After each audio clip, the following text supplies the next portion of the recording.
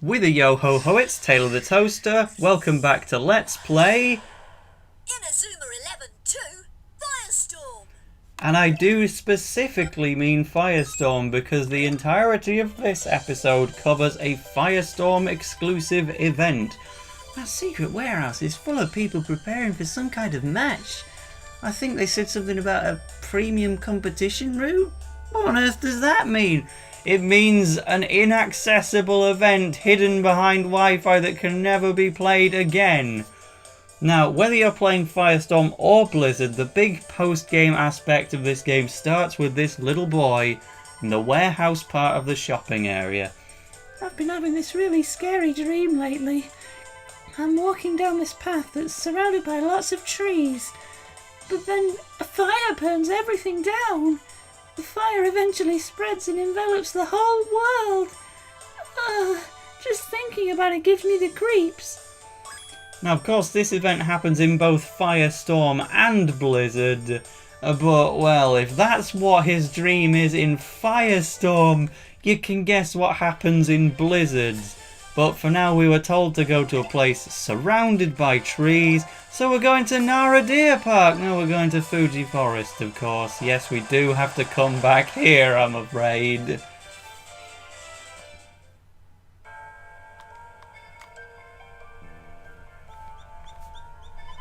I've been waiting for you, Ryman 11. You're Torch from Alius Academy. What are you doing here? We've already destroyed your headquarters. Oh, I know, and a very good job you did of it too. Thanks to you, we have nowhere to go back to. But that doesn't matter anymore. Ryman 11, I challenge you to a match with my team, Prominence. What? We've been training furiously ever since Zine and Gaia took the title of Genesis. We are stronger now than they ever were. We're going to knock you down and make sure you never get up again. We'll show you that we're worthy of the title of Genesis. But not the title of Dark Emperors, that's aiming too high. Are you mad? Come and find us in the forest when you're ready. We'll be waiting, Ryman. You'd better not chicken out. Oh, that's a fairly decent demonstration of power. If we go through here and take a step back for a moment, we can talk to the cat. He was terrifying. Now, you may remember that last time we were in the Fuji Forest, it was a maze that was extremely difficult to solve. That is the case, even more so now. On screen is a map. I'm going to keep that map on screen until I make it to the end of here. My goal is to make it all the way through the Fuji Forest, collecting all the items in treasure chests because they're rather good. If you look at the map and you see a dead end, that will probably have a treasure chest in it. For example, Lucky Manual. Back to where I started, the actual way to go is left. Now you'll see that junction that I'm coming up to now on the map, it says B. That means don't go on it, or else you will be sent back to the beginning of the maze. So don't. Ooh, triple dash manual. That is why I am going out of my way to get every item in this place. Not to be confused with triple boost, which is the shooting move that Caleb Stonewall has. Triple dash is a very strong dribbling move, one of the greatest. This is cruel. This is a four-way junction and two of them send you back to the beginning while one is obviously just backtracking. There's only one right answer there and you have to go straight on or to the right depending on how you would rather phrase it. I mean, it does get worse, by the way. If you want to recruit people from Prominence, you have to come back to this part of the forest and find them here. with the exclusion of specific people like the Captain Torch, who instead appears at the lighthouse. Don't go left! Because it tries to trick you into thinking it's a real place by loading a new map screen, but then both of the options on that screen are dead ends. And good grief, there's so many random encounters, it is quite easy to lose track of where you are. At least there's no hidden shopkeepers in this place like there are in the other half of the maze. Gold power pendant, I should definitely give that to somebody because that's a very useful item. And boy do I wish I had some kind of repel, because not only do the random encounters make you lose track of where you are, they're also quite difficult, and there's no way to heal your TP in here without using items. Don't go down.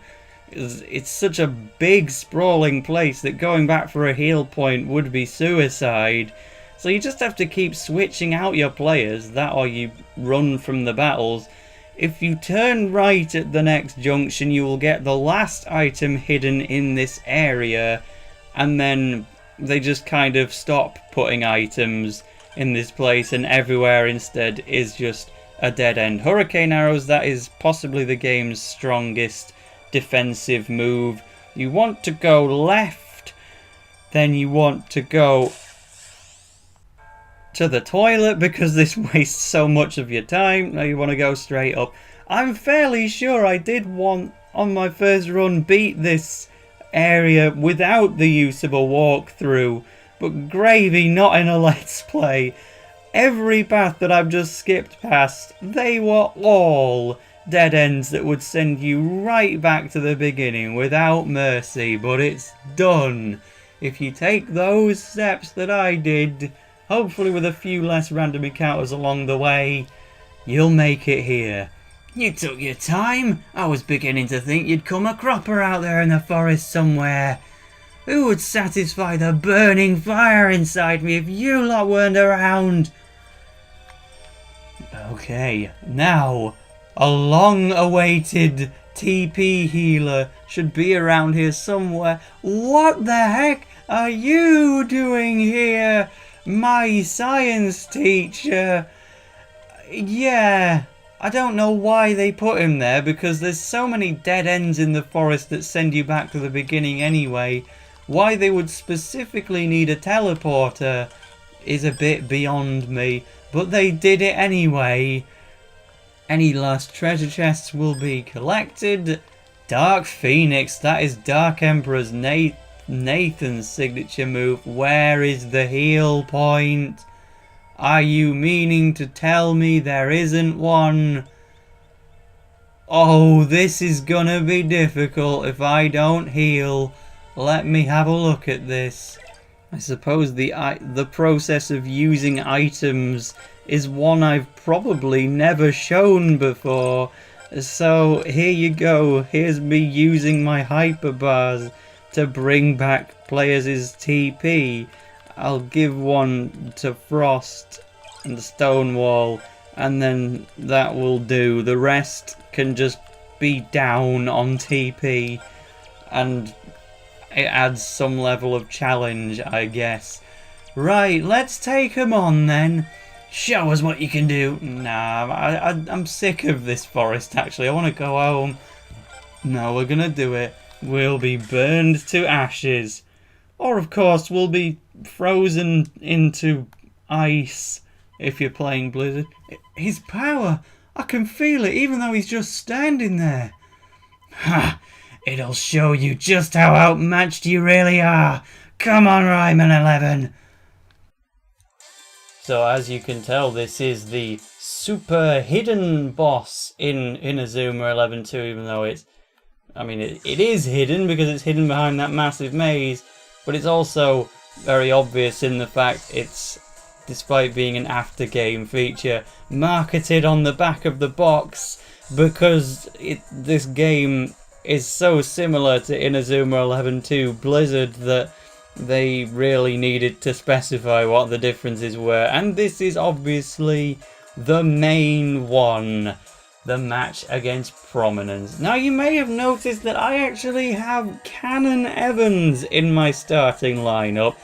I figured that seeing as this was the episode about Firestorm exclusive content, what with the match being against Prominence, I thought, well, why don't we put our Firestorm exclusive striker that we just got in the last episode on the team? So that's precisely what I did, and he's being quite useless because he's not going anywhere near the ball.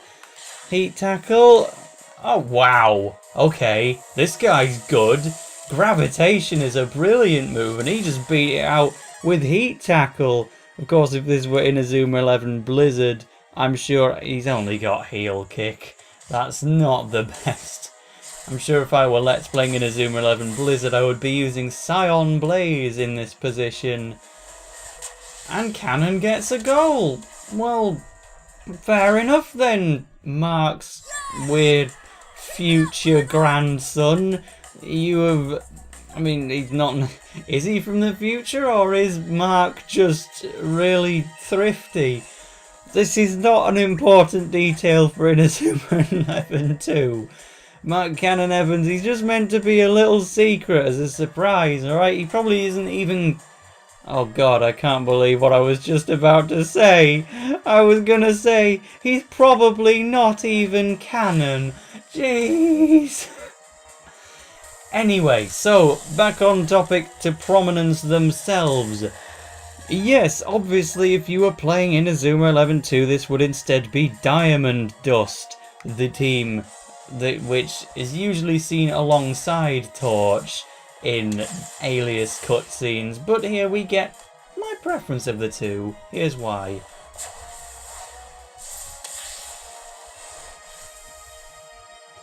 That's one of my favourite goalkeeping moves in the game. Burnout. Doesn't that just look brilliant? Of course, if you were just playing against Diamond Dust in Inazuma 11 Blizzard, then it would just be a move where the icy goalkeeper just kind of punches the ball and it turns to ice and then drops to the floor.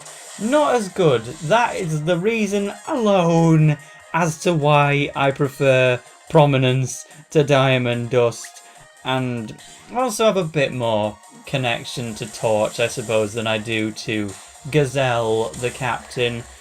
But now that we are in this match, I would like to finally talk about why exactly I like Inazuma 11 Firestorm more than Blizzard when the games are so incredibly similar.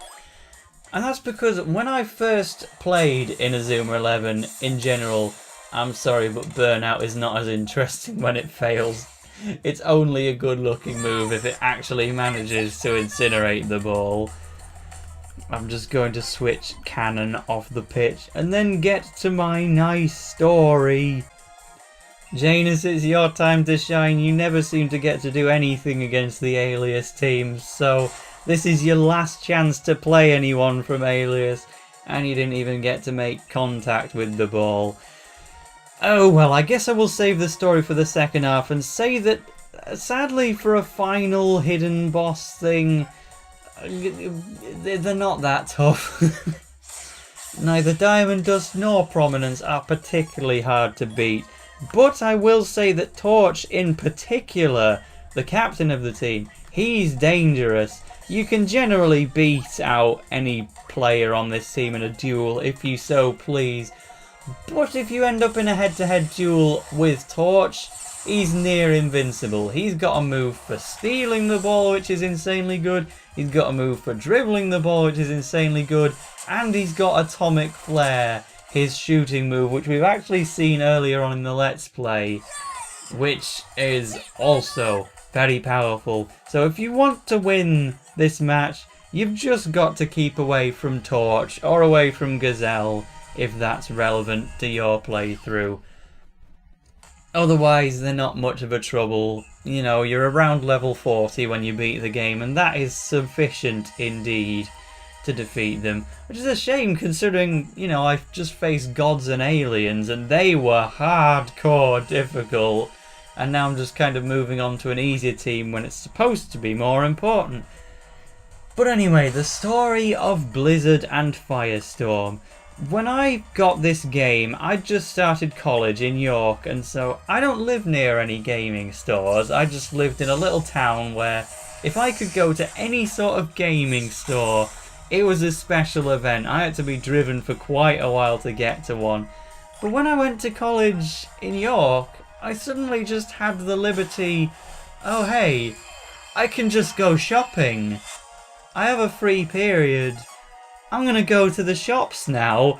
And so, indeed, the very first time I went to game on a shopping break in York, I saw that for about £15, they had Inazuma 11 2 Blizzard. Firestorm was not available. I had to pay £15 for Blizzard. I didn't get a choice in the matter. I suspect that given the choice, I probably still would have gone for Blizzard, just because, I don't know, I prefer blue. And I guess I prefer the cold to the warmth. I'm going to try and see if I can give the ball to these guys, just to show what they can do. Take it a bit easier on them.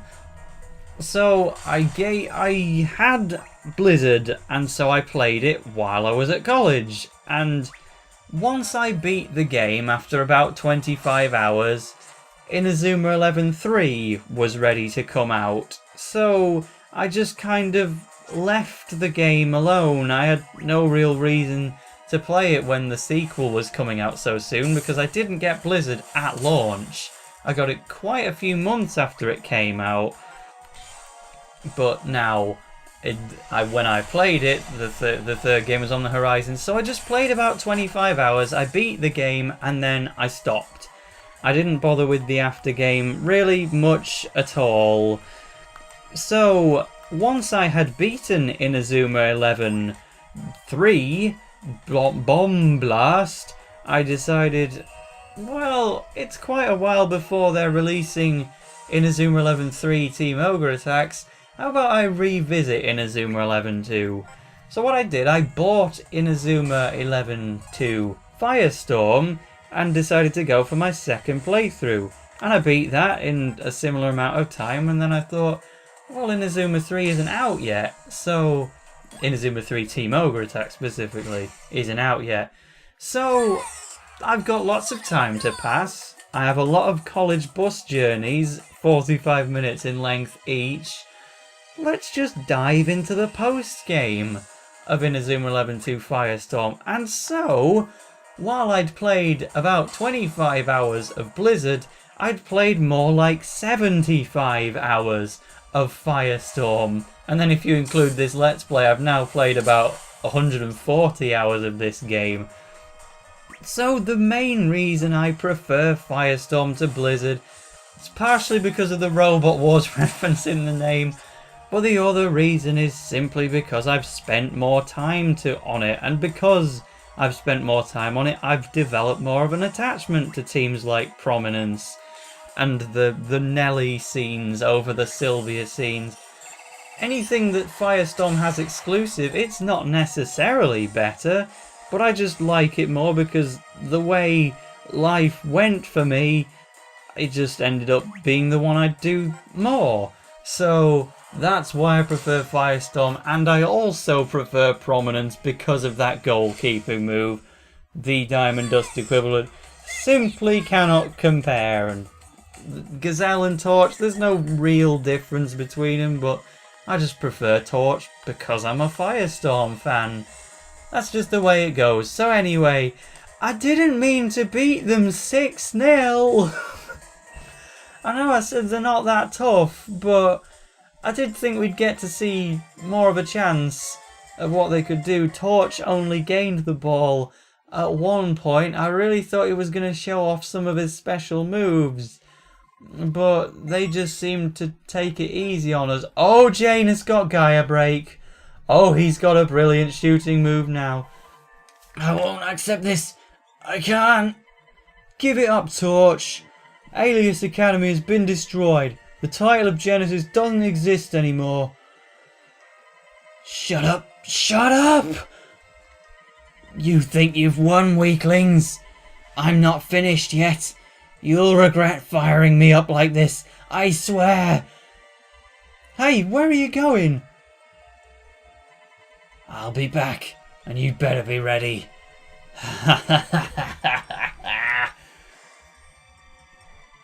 Looks like we're gonna have to face them again. We better stay in shape. Alright, let's just get out of here for now. And so, all of the dead ends in the maze, the teleporting system, all useless. Once you beat Prominence, you automatically leave. So, all of these ways to get you back to the beginning are needless because we have been thrown back to the beginning regardless. Anyway, in this episode we absolutely thrashed Prominence, sad to say. In the next episode, there's another secret, would you believe? And I will surprise you with it next time, right after we see Janus's new move, Gaia Break. A move which belongs to Genesis.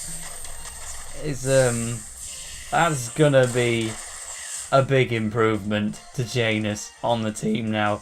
Right, see you next time for a nice surprise.